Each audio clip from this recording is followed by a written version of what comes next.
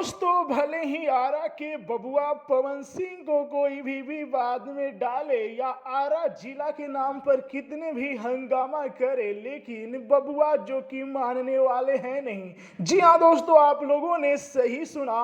बबुआ आरा के बबुआ का होगा एक बॉलीवुड में बहुत ही बड़ा धमाका। जी हाँ दोस्तों, क्योंकि लेकर आ रहे हैं पावर स्टार पवन सिंह रोहिणी चौहान के साथ एक जबरदस्त और तहलका मचाने वाला बॉलीवुड गाना। जी हाँ दोस्तों, और इस गाने की शूटिंग जो कि पावर स्टार पवन सिंह कर चुके हैं, जहां की तस्वीरें लेटेस्ट फोटो आप लोग स्क्रीन पर देख रहे हैं। जी हाँ दोस्तों, तो तैयार रहिए।